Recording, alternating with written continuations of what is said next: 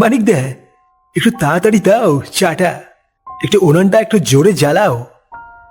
দীর্ঘ সময় বসে রয়েছি, চা না খেলে যে আমি থাকতেই পারছি না। আসলে হয়েছে কি, তোমার চা খেতে খেতে আমার একটা নেশা হয়েছে। তোমার চা না খেলে আমার রাতে ঘুমিয়ে আসবে না। আর হ্যাঁ মানিকদা, আমার চাতে একটু চিনি কম দিও। আসলে হয়েছে কি, আমি একটু ডায়েট করছি, তাই একটু চিনি কম খাচ্ছি।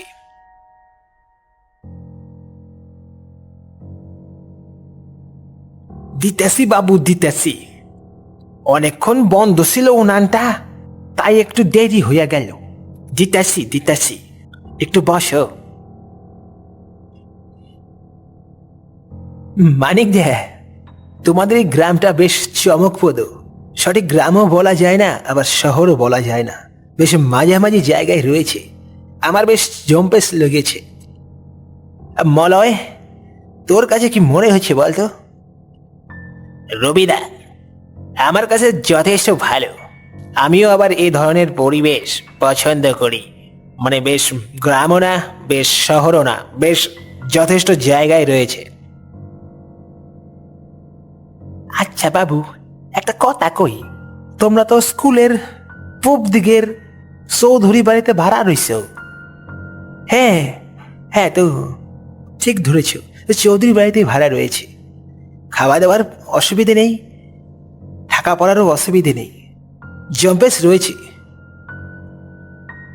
না, কইতেছে কি, এই যে আমার দোকানে রাত বিরেত আসো, শাল বাগান পার হয়েই তো আসো, তো সেই শাল বাগানে কোনো অসুবিধা হয় না?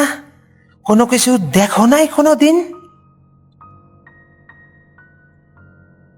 শাল বাগানে আবার কি দেখবো? কেন, বাঘ ভাল্লুক আছে নাকি?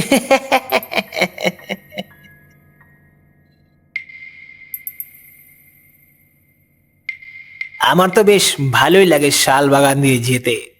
নিস্তব্ধ, বেশ ভালো পরিবেশ। অবশ্য আমরা শাল বাগান দিয়ে যাই না, আমরা যাই বড় হাইওয়ে দিয়ে।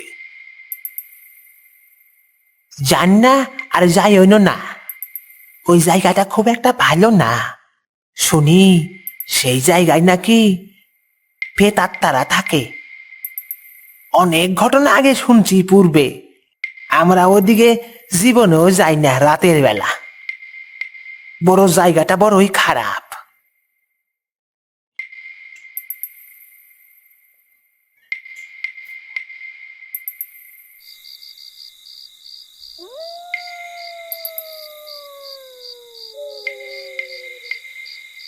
মেদিনীপুরের শালবনী হাই স্কুলে ক্লার্কের চাকরি হয়েছে রবি দাস এবং মলয় বর্মনের। স্কুলের পেছনেই চৌধুরী বাড়িতে ভাড়া রয়েছে এই দুজন। মানিকদার দোকানে চা খাওয়ার অভ্যেসটা করেই ফেলেছে, কিন্তু চায়ের দোকানটা যেখানে, সেখানে আসতে তাদের একটা শাল বাগান পড়ে। রাতের বেলায় সেই শাল বাগানে কেউই যায় না। গ্রামের লোকের ধারণা এই শাল বাগানে প্রেতাত্মাদের বসবাস রয়েছে। কিন্তু আধুনিক যুগের যুবক তার উপর আবার চাকরি করে, তারা কি সেটা বিশ্বাস করে? মানিক দা, তার মানে তুমি বলতে চাইছো সেই শাল বাগানে ভূত রয়েছে, তাই তো? এই নবজাগরণের যুগে, কম্পিউটারের যুগে, মোবাইলের যুগে এই ভূত পিচাসের গল্প কেউ আর খাবে না।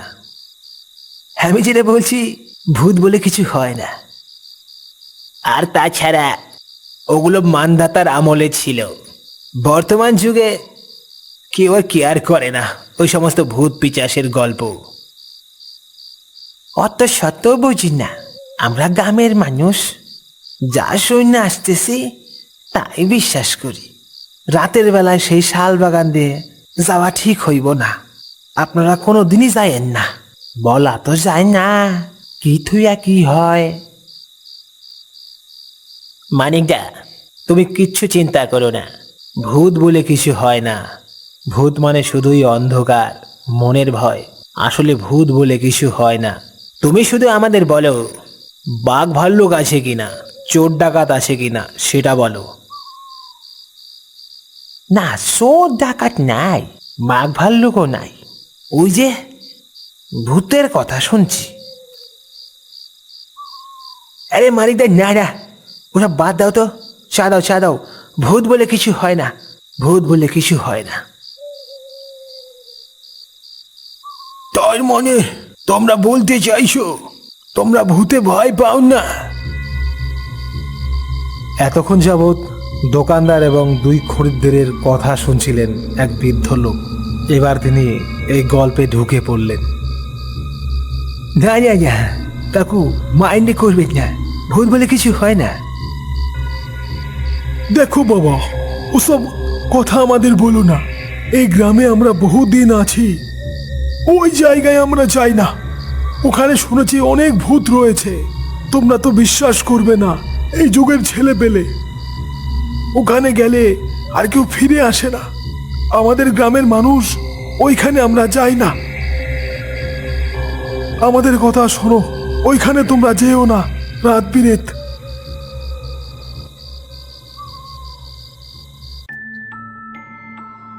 দোকানের আড্ডাটা শেষ করে ভাড়া বাড়ির উদ্দেশ্যে রওনা দিল মলয় এবং রবি।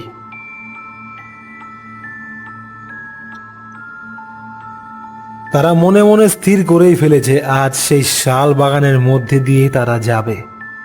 যদিও দোকানদার এবং সেই বৃদ্ধ লোকটা তাদের বারণ করেছে যে সেই শাল বাগানের মধ্যে দিয়ে যাওয়াটা ঠিক হবে না, সেখানে ভূতের বাস। কিন্তু এই যুগের ছেলে ভূতে বিশ্বাস নেই। আচ্ছা মলয়, আজ আমরা শালবনের ভেতর দিয়ে যাব, দেখো কোন ভূত আমাদের এসে ধরে। আমার তো ভূতের ব্যাপারটা না, আমার ভয় শুধু শিয়াল কুকুর না থাকে, চোর ডাকাত না থাকে। আরে না না, চোর ডাকাত নেই, মানিকদা তো বলেই দিল ওসবের ভয় নেই।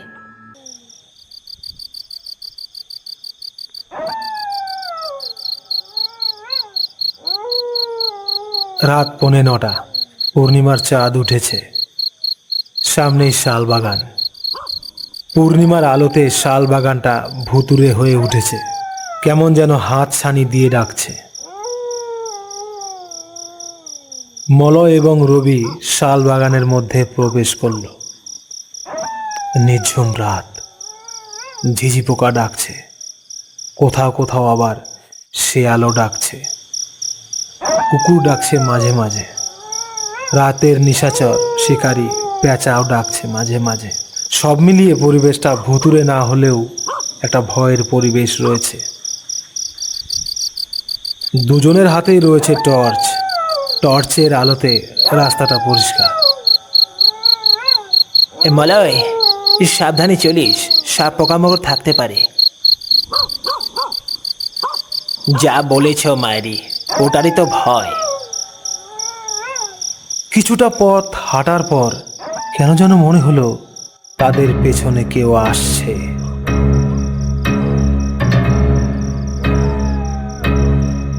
রবি এবং মলয় ঘুরে তাকালো, কিন্তু আশ্চর্য, কিছুই তো দেখতে পাওয়া গেল না। তৎক্ষণাৎ তাদের মনে হলো তাদের সামনে দেখিয়ে যেন গেল। সব মিলিয়ে এবার কিন্তু ভুতুড়ে পরিবেশ সৃষ্টি হয়েছে। মলয় এবং রবি এবার কিন্তু কিছুটা ভয় পেয়েছে।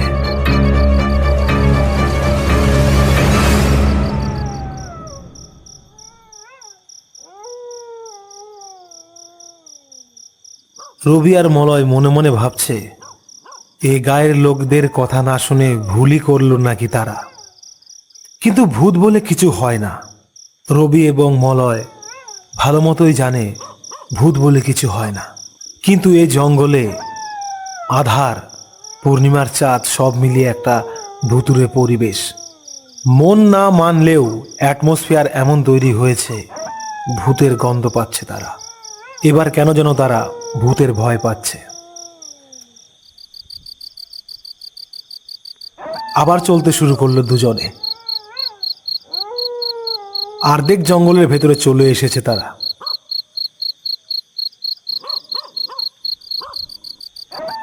আশ্চর্য,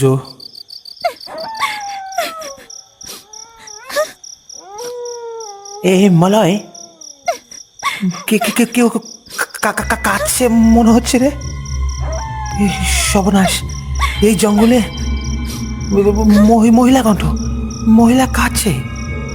জঙ্গলে মহিলা আসবে কোথার থেকে? ভয় পেও না রবিদা, ভয় পেও না, এগিয়ে চলো, এগিয়ে চলো না, দেখি কি হয়। না না, বলো কি রে? না না না না না না, ওসব বাদ দাও, আমার মনে হচ্ছে এখানে কোনো প্রেতাত্মা আছে। কান্নাটা ধীরে ধীরে বাড়তে থাকলো। অবিকল মেয়ের গলায় কান্না। যতদূর জানা রয়েছে এই জঙ্গলে কেউ আসে না, বিশেষ করে মেয়ে তো আসেই না।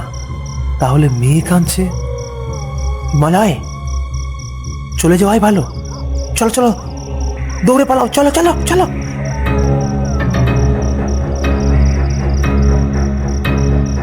মন না চাইলেও তারা দুজন দৌড়ে ছুটে পালালো।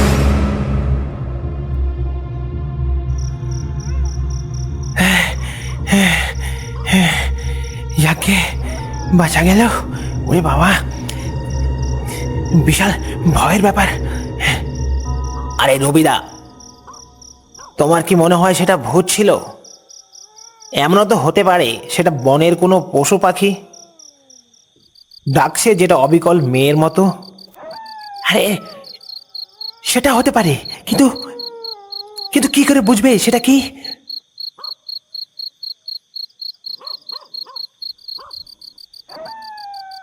সামনে চলতে গিয়ে কিছু দূর যাওয়ার পরই হঠাৎ থেমে পড়ল দুজনে।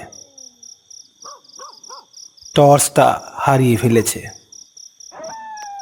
অন্ধকারের মধ্যে তাদের সামনে দাঁড়িয়ে রয়েছে এক ছায়ামান মূর্তি। ভূত না হলেও পিশাচ বা কোনো জঙ্গলি জানোয়ার, এর হাত থেকে রক্ষা নেই।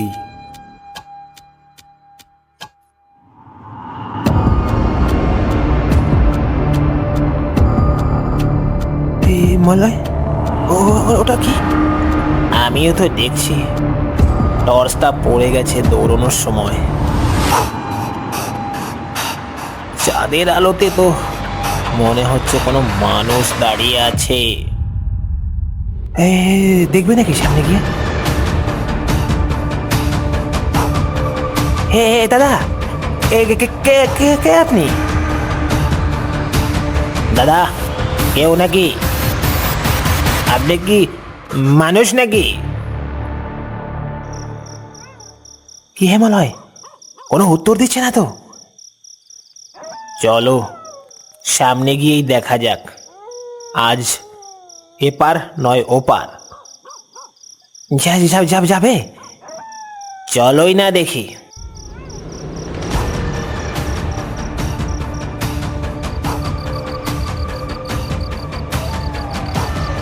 দুজনের সামনে গিয়ে দেখলো একটা মরা গাছ। আধারে মনে হচ্ছিল কেউ দাঁড়িয়ে আছে। মলয়, গাছ দেখেই যা পরিস্থিতি, মনে হয়েছিল ভূত। গ্রামের লোকজন এসব দেখেই ভয় পায়।